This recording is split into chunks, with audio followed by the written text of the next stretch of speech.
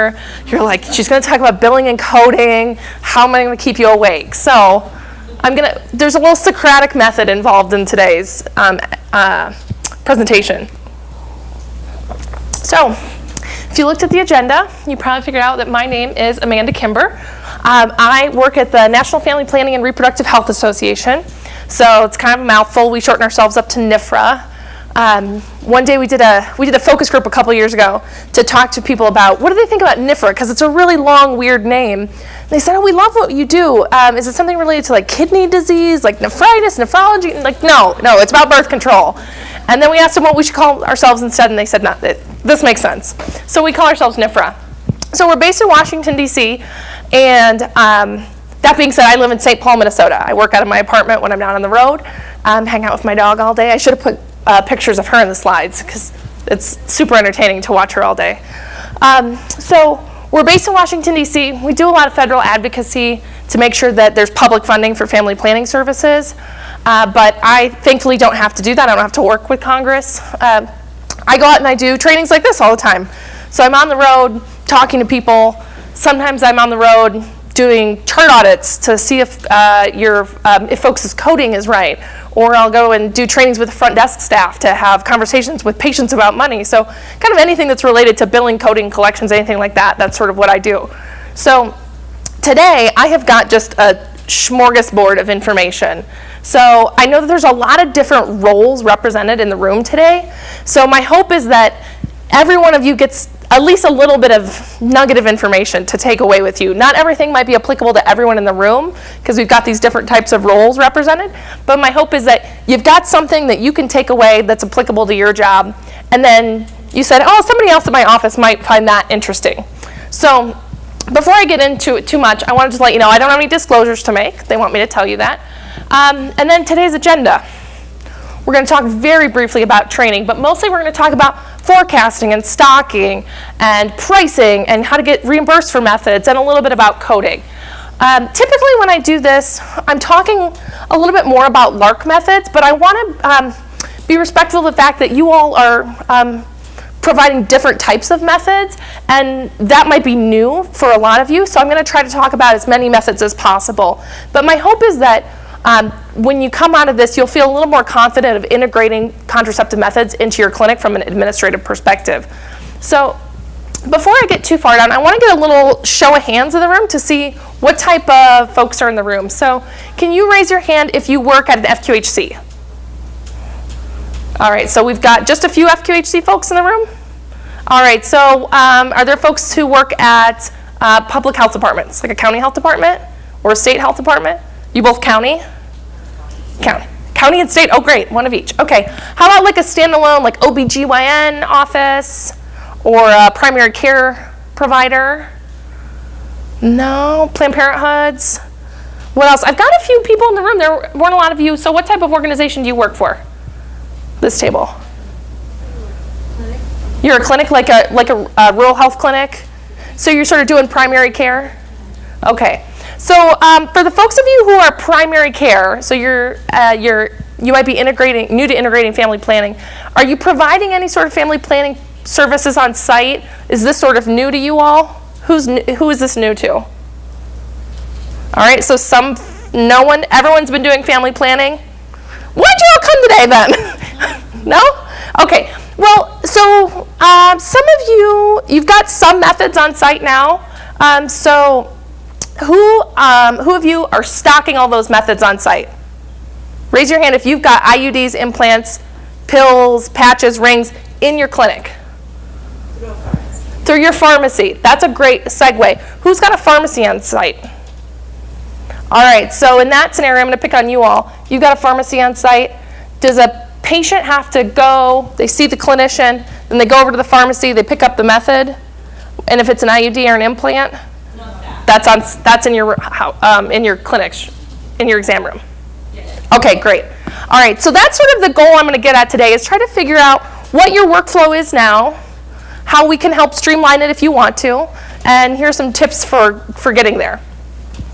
So there we go. One thing again, there are little tidbits I want you to take away with. Hopefully you got to send quite a few staff here today.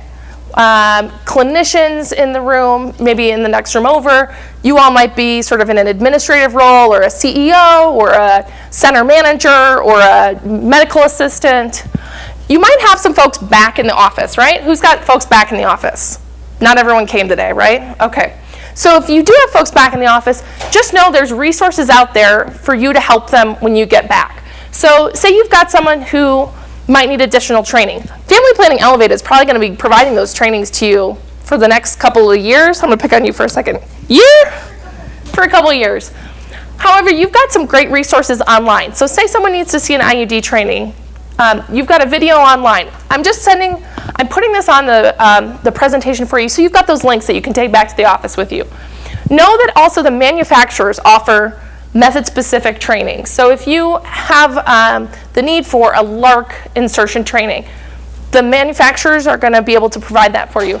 There's also some external organizations that moving forward in the future, maybe 2 years from now, you've got new clinicians in the room, and you need to get them trained. There's some external organizations that can help you. I've got them shorthanded here. Bixby is at the University of California, San Francisco. And you've got a great resource here. Caitlin used to work there, so she knows how to get a hold of them. You've got a great resource called Contraceptive Technologies. Dr. Polakar helps publish a book every year that's really the gold standard for a textbook for contraceptive methods. They offer trainings and conferences about contraceptive methods, so it's a great place to send folks. They've got trainings throughout the year. You've also got Essential Access Health, which is out in California, and they'll do trainings for folks who maybe want to be a family planning counselor. They've got online trainings, and they can come to your site to do that. And then there's also the Clinical Training Center for Family Planning. They're based out of the University of Missouri, Kansas City. They've got great online trainings, in-person trainings. So just know that this is sort of the beginning of the conversation today. Family Planning Elevate is going to be a great resource for you over the next couple of years, but beyond that, you've got resources. So I wanted to throw this page up here. It's small text, but I wanted to send this back with you. When you get the slides and download them, there's a link down at the bottom to this document. This is actually put together by ACOG, the American College of Obstetrics and Gynecologists, and they keep these links updated. This is a link to all of the things that I just talked to you about. So you have access to these. Come on. Okay, there we go. So who was in Dr. Polkar's talk earlier today? Some of you? Yeah? Hands up.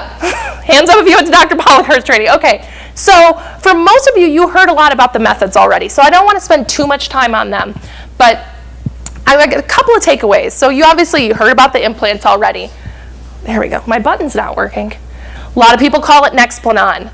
The manufacturer of it is Merck. So I'm going to talk a lot about who the manufacturer is and who the distributors are. And that's important if you want to know how to get those methods into your office.